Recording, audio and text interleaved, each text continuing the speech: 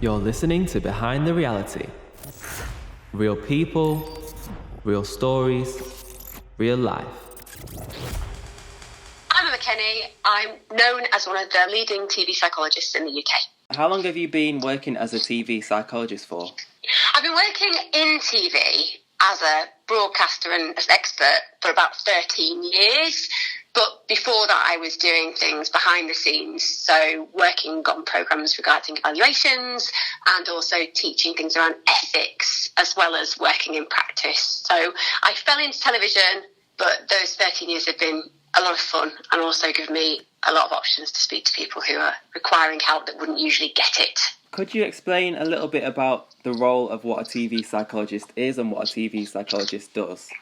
In front of the camera, I'm contracted to ITV. I'm this morning's agony aunt. But behind scenes, I am doing things like psychological evaluations, which means that one of the things that I have to do is make sure that if you are going into a television show, that you understand the absolute reality of what that can mean, because it can be quite a life-changing experience. So my job is to make sure that that person is informed and can give capacity and consent to go in the programme. That would be the general kind of area of what I do. In the past, you've said that you often avoid doing psychologist roles within reality TV, as you feel it would be a bit more... I do always, yeah, I've never done one. Yeah, as you feel you'd be a bit more like stringent than producers would like. Do you think that reality TV is a bit too relaxed with its approach to contestant welfare?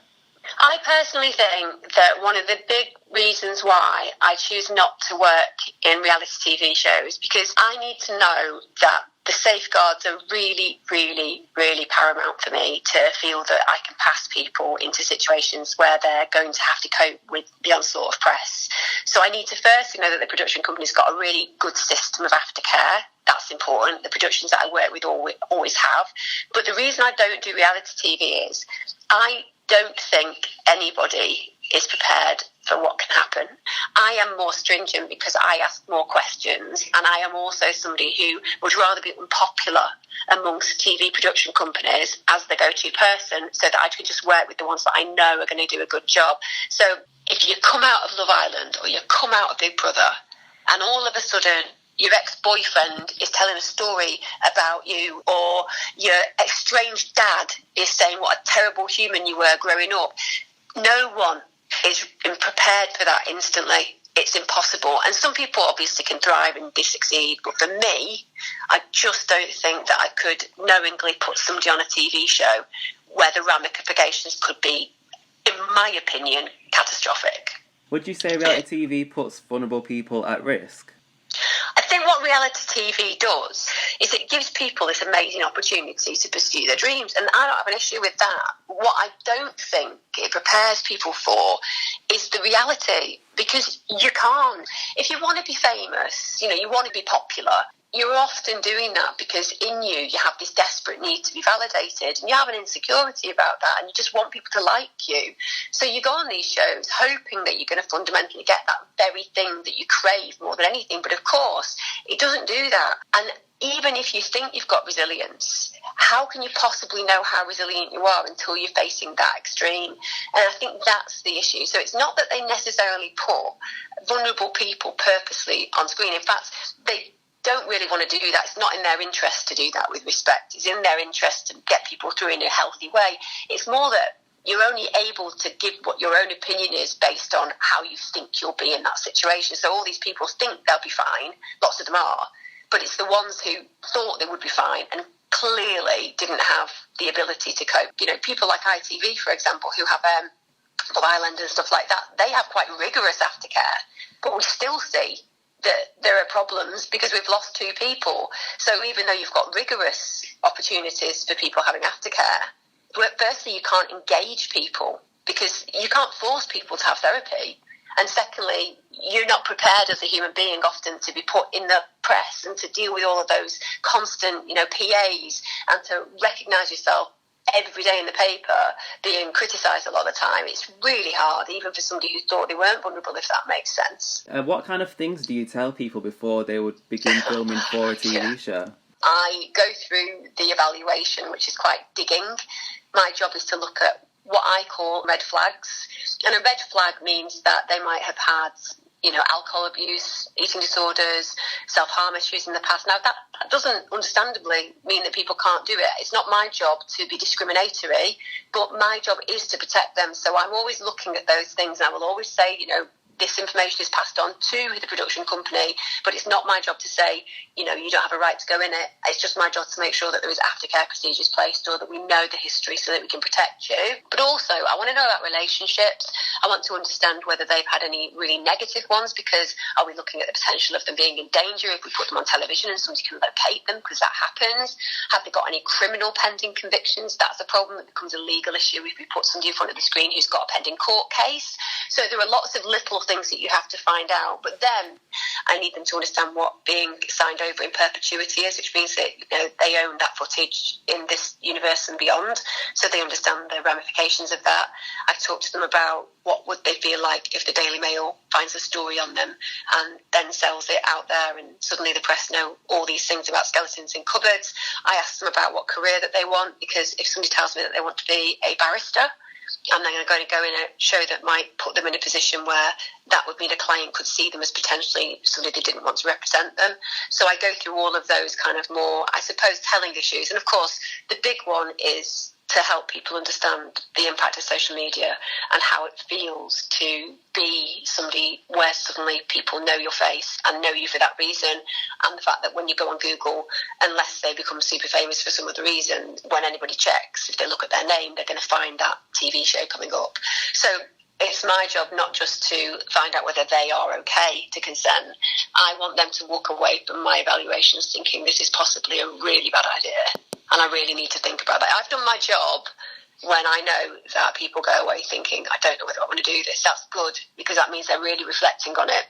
I had two very recently, production company ring, because two of their contributors dropped out before starting to film. Both of those contributors personally got in touch with me to say that they were very glad, but the production was thrilled, because that would have been a nightmare if they'd gone into production and suddenly somebody halfway through said, I don't want to do this. And they're not going to, as a TV show, then go, right, well, we're going to use your footage anyway. It's not in their interest to do that.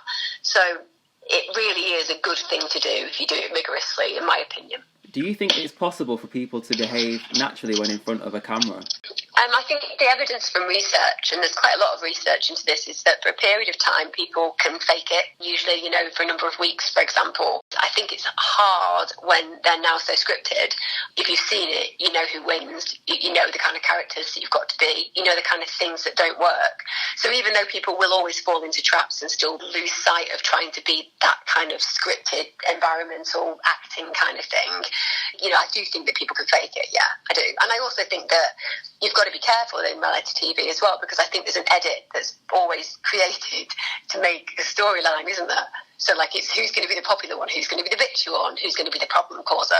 And you kind of see it. And if I filmed you all the time with a group of people, there'll be a point where you'll say a snidey comment, or you'll gossip because you've got a close relationship with somebody, or you'll laugh at something you shouldn't have laughed at. That's normal, that's human. But if I take that and then I use that constantly as your narrative, oh, that's the person who's a bit snidey, that's the person who's a bit bitchy, the fact that you're lovely 23 of the 24 hours, that becomes irrelevant. And that's the other thing that I have a problem with, that we carve the stories that we want in these situations. And I think that is a bit duplicitous. Whereas when Big Brother used to be 24/7, you could actually watch it all the time. It was very, very hard for people to do that. And that's something was lost in reality television. It's gone from being reality television to seeking celebrity television. It's a very different beast. There's been a lot of kind of criticism surrounding kind of body image and the way that contestants are appearing on shows. Do you think idealistic shows like Love Island and Top Model, they place unhealthy focus on body image? The idea that TV is meant to be some kind of moral compass is distorted. TV isn't. It's a representation of different areas and elements of life. And the UK and the Western world, we love good-looking things. It's part of human nature to seek what looks nice. It's not a nice part of our nature, but it's why society has a shallowness to some point. And that's what these shows exploit. They want it to be about looks. They want it to be about beauty. They want it to be about something that feels a little bit unattainable. It's why people watch, the Top Model, for example. That's all about people genuinely seeking a career. But you also watch it because you kind of want to see how these people change and develop and also fight each other. And it brings out that part of, I suppose, that awful natural selection in human beings where we like things a certain way and we aspire to have it, or we like judging. I think human beings have this big thing with wanting to blame. Right, it's your fault that happened. It's your fault that happened. It's like, well, it's not, is it? You know, I mean, I worked with Sophie, who died on Love Island, and I worked with her on an anti-bullying project, and she was just a joyful, lovely woman. I worked with Zara, but, you know, Sophie was broken by going on Love Island, but she had been previously broken, if that made sense. So she was somebody who had massive vulnerabilities, bless her, and I don't think that she should have ever gone on that programme. I think it was wrong, and I don't think we should be showing certain things that can capsize the public's opinion of somebody, because I think that is damaging. So I think that the lessons need to be learned from those shows, as opposed to cancelling those shows. We need to learn from them, if that makes sense. Do you think contestants from minority demographics are likely to have a more unpleasant experience with reality TV? It really annoys me that people have got this big issue when people talk about the fact that there's racism. You know, there's racism in the UK, there's homophobia in the UK, there's a class system in the UK, and this idea that people are now colourblind or, you know, sexuality blind or don't see class, you know, everything's equal, it's absolute rubbish. And TV absolutely represents that. This isn't just about the fact that we have racism and we have minorities who are underrepresented. You have to add another dimension to that, because I don't want just a representation of a certain class. I want, you know, people from all walks of life to get the same opportunities. And I think that when you see Love Island, for example, I think that, you know, they get these incredibly stunning women and men from, you know, BMA backgrounds, and with respect, they don't do anywhere near as well a lot of the time. And whether you want to acknowledge that that's an inherent issue within our society, or whether you want to reject it and say, well, they're just not as attractive, clearly and patently they are. So what is the narrative and subtext beneath that? And I think that's a really interesting question that you pose, and a question that's a right to pose, because we have a hell of a long way to go. I think it's really interesting as well, like with Big Brother, for example, there's not been a black female winner at all. Yeah. And I think outside of the year following Jay Goody's like racism row, there hasn't been an ethnic winner at all. There was Shilpa and there was Brian, I think. And then outside of that year, which was 2007, I think it was all white winners following that. So I think it's kind of interesting, like, when there's a public vote involved, that it kind of plays an identity factor, if that makes sense. It's a funny one as well, because when you even give those examples of winners, when you look at Brian was a very Essex boy, black boy. Does that make sense? So he fitted a very, very popular demographic. Don't get me wrong, he did amazingly, and, you know, I'm so glad he sued. I'm so glad he sued and won from Lion Pictures damages he won, because they stole the only way is Essex idea. He's a very, very good that he did that. But he kind of fitted, didn't he? That like kind of, I could be mates with him. I could be mates with him, that kind of demographic. And Shilpa, obviously there was massive throwback to the fact that the horrible thing that she went to regarding the Poppadom comment. But also she was unbelievable. You have to almost, I know this sounds really awful, but you have to almost be better by miles than the white participants to win. You don't just have to equal them.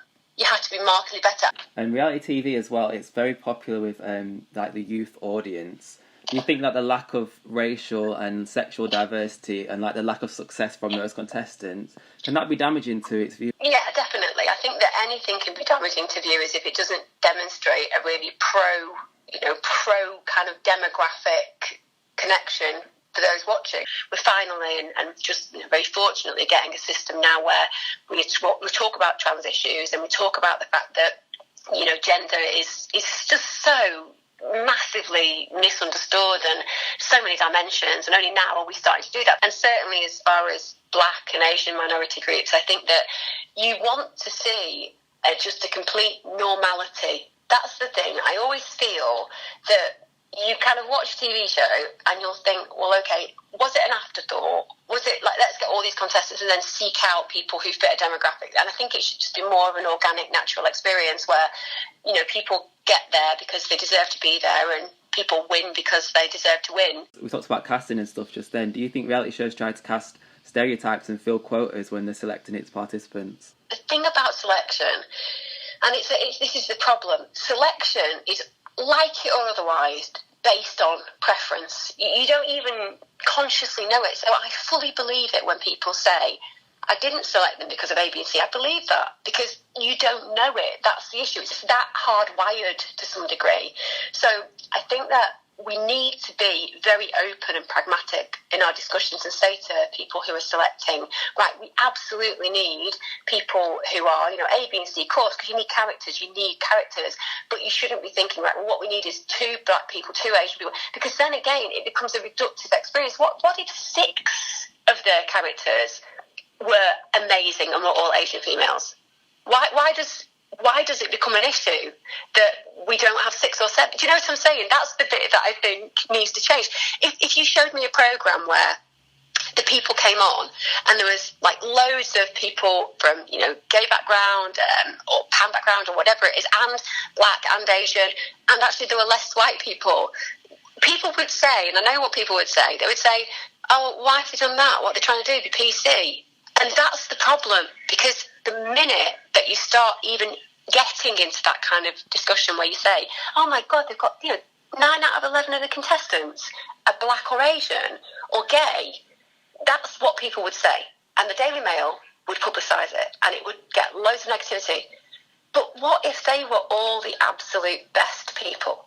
And the day that we know that we've managed to get the right system in place is the day where that happens, where it's just completely natural that in spite of however many million white people in the UK there are, it actually was a group of people who were just fantastic, and they happen to also be from an ethnic minority group or a LGBTQIA group.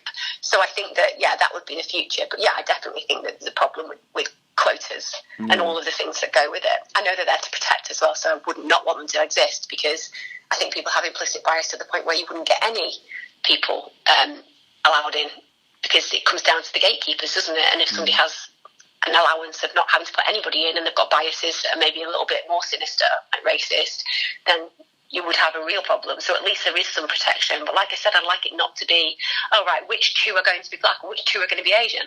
Because then it kind of makes a mockery of what we're trying to do in a civilised society and an open society. And like I say this constantly about the one thing about the acting world is nowadays, to become a successful actor in the UK, you just have to have a really famous dad.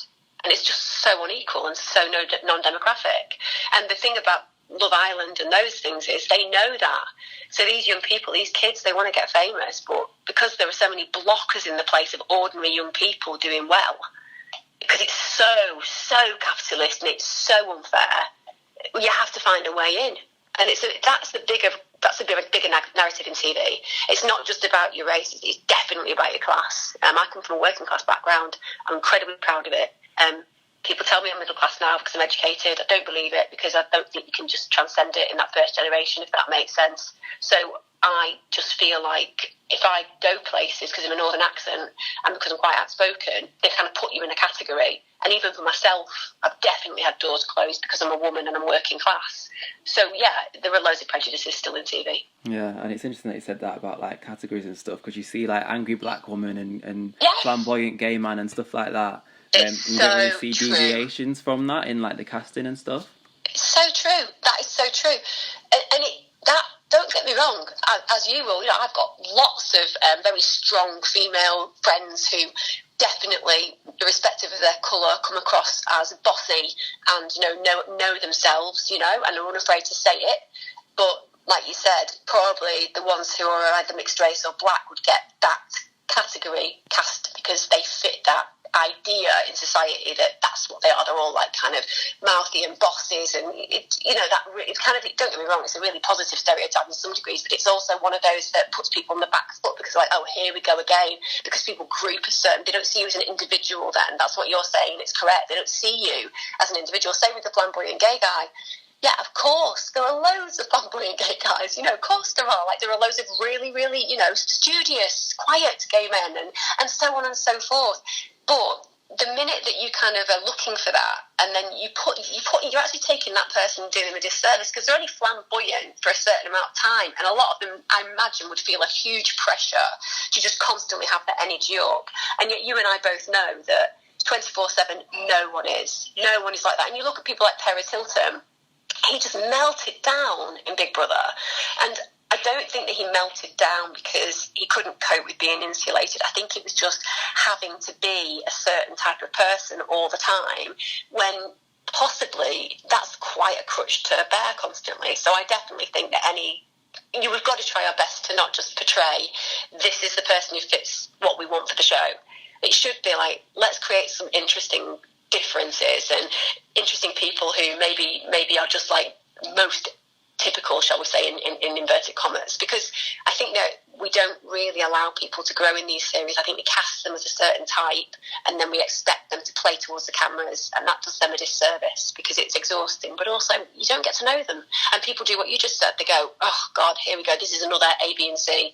And that's problematic for me. I don't like any of those things. What do you think needs to be done in order for the reality industry to change its ways? I've actually spoken to Ofcom recently, who are obviously very interested in making sure that they protect the participants in any shows.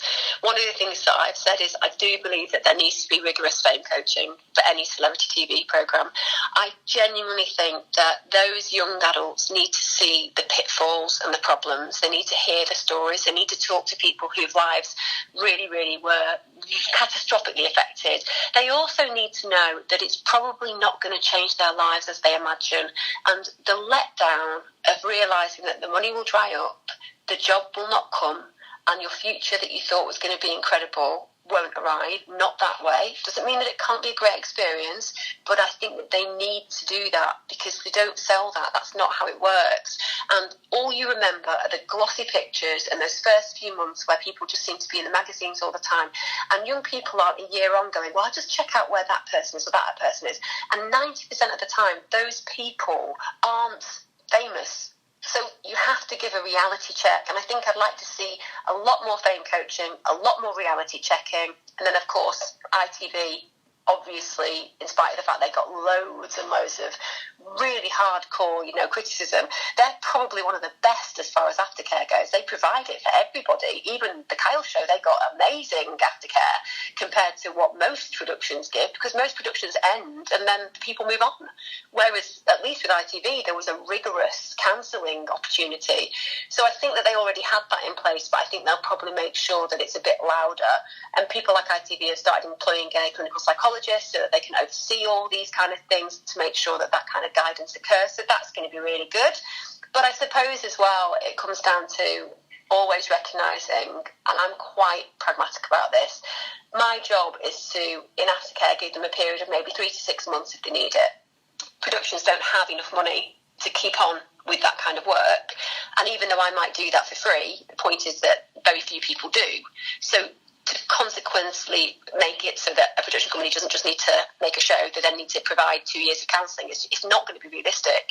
For me, it's more about how do we make the contributors who go in these shows more resilient and more understanding of what will happen, and also what are the catch frames afterwards. So what I would do is, as I said to Ofcom, financial planning, an agent who isn't taking them to 30 different PAs a week and exhausting them, an absolute management of the money that comes into them, because that's what they can benefit from. Forget the rest of it. What causes the big psychological distress for participants in reality television is they don't get to sustain their income because it drops. They don't get to become super famous, and that breaks their hearts.